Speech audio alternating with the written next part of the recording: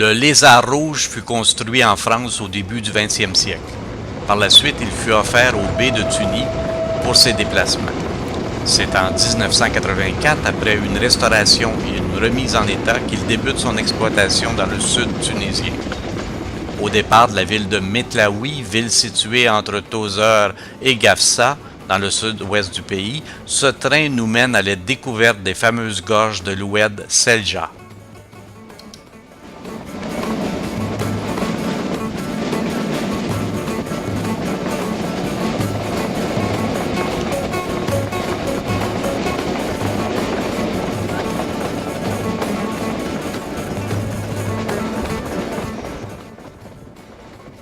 Tunisien, le désert grimpe soudain, presque inaccessible.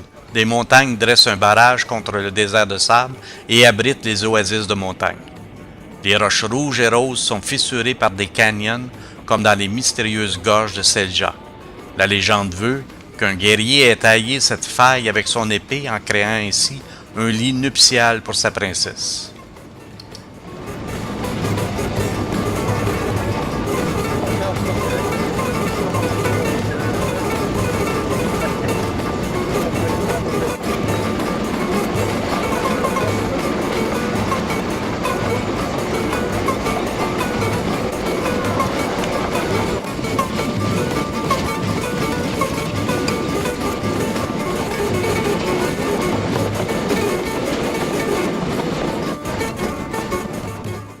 Autour de l'Oued, quelques palmiers sont autant d'éclairs verts dans le rouge sanguin du canyon.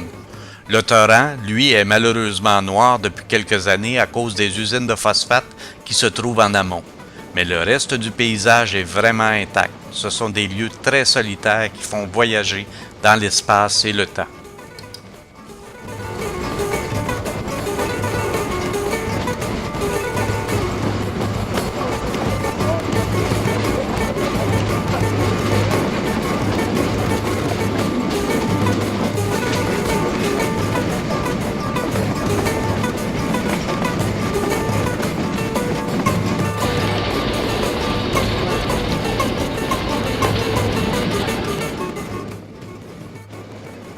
L'aménagement du train et sa décoration sont d'une richesse, d'un confort et d'un raffinement extrême.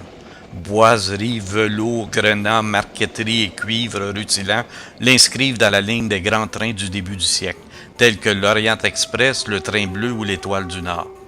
Durant son illustre carrière, le train a servi aux 3 derniers souverains ainsi qu'à de nombreuses personnalités étrangères hôtes de la Tunisie.